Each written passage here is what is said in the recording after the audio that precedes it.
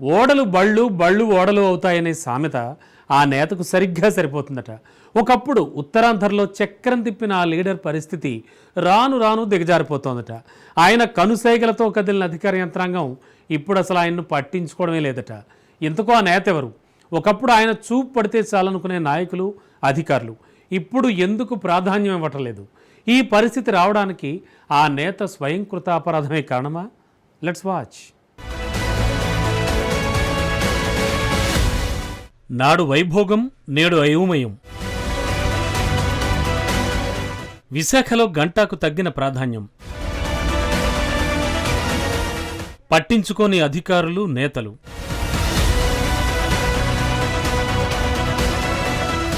సాధారణంగా రాజకీయ నాయకులకు అధికారమే పరమావధి. అధికారం లేకపోతే వారి పరిస్థితి దారుణంగా ఉంటుంది.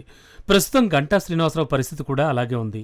గత 5 ఏళ్లుగా పార్టీ కార్యకలాపాల్లో పాల్గొనకుండా ముఖం చాటేసిన గంటాపై ప్రస్తుతం అధిష్టానం పెద్దలు కూడా అదే రీతిలో వ్యవహరిస్తున్నారట. ఎన్నికల సమయంలో చీపురుపల్లిలో పోటీ చేయాలని టీడీపీ అధినేత చెప్పినా భీమిలిలోనే పోటీ చేస్తానని మొండిగా వ్యవహరించడం కూడా ఆయనకు అధిష్టానం దృష్టిలో మైనస్గా మారిందని చెప్పొచ్చు. గత ప్రభుత్వం కట్టిన ఋషికొండ భవనాలను అధిష్టానానికి తెలియకుండా తెరచి రాష్ట్రంలో సంచలనం సృష్టించారు. అధినాయకుల నుండి మాటలు పడ్డారు. ఆ ఆవేదనతో చాలా రోజులు పార్టీ ప్రభుత్వ కార్యకలాపాలకు దూరంగా ఉంటూ వచ్చారు గంటా. దీంతో గంటాకు విలువ ఇవ్వక్కర్లేదు అనే విధంగా అధికారులకు సూచనలు అందినట్లు వార్తలు బయటకు వస్తున్నాయి. ప్రస్తుతం జరుగుతున్న తీరు కూడా ఇందుకు అద్దం పడుతోంది.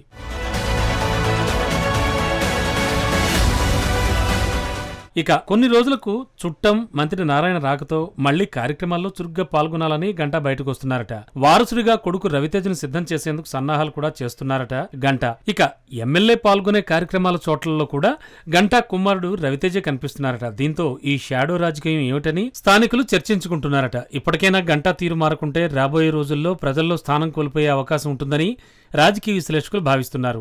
ఇటీవల జరిగిన ఎంఆర్ఓ, ఇన్స్పెక్టర్ల బదిలీల విషయంలో కూడా విశాఖ కలెక్టర్ అధికారులు గంటా మాటను పట్టించుకోకపోవడం ఆయన అభిమానులకు మింగుడు పడ్డం లేదు. ఒకప్పుడు మంత్రిగా రాజభోగాలు అనుభవించి ఇప్పుడు కేవలం ఎమ్మెల్యేగా ఉండిపోవడం, అధిష్టానం ఆయన పూర్తిగా పక్కన పెట్టడంతో ఆయన పూర్తిగా ఫ్రస్ట్రేషన్లో ఉన్నారట.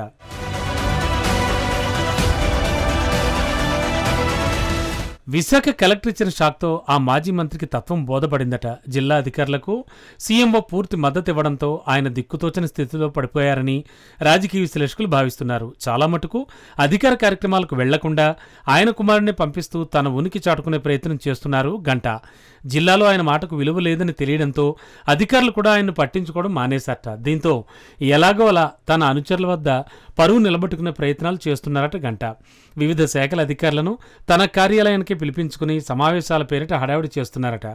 ఒకప్పుడు లోకేష్ వస్తే కనీసం గుమ్మం దాటన మాజీ మంత్రి ప్రస్తుతం లోకేష్ దృష్టిలో పడ్డానికి చెయ్యని ప్రయత్నం లేదట. లోకేష్ స్నేహితులతో స్నేహంగా ఉండడానికి ప్రయత్నిస్తున్నారట.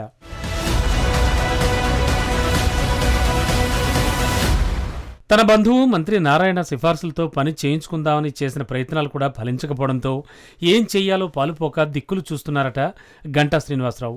కుమారుడిని ప్రమోట్ చేసేందుకు తెగ ప్రయత్నాలు చేస్తున్నారట.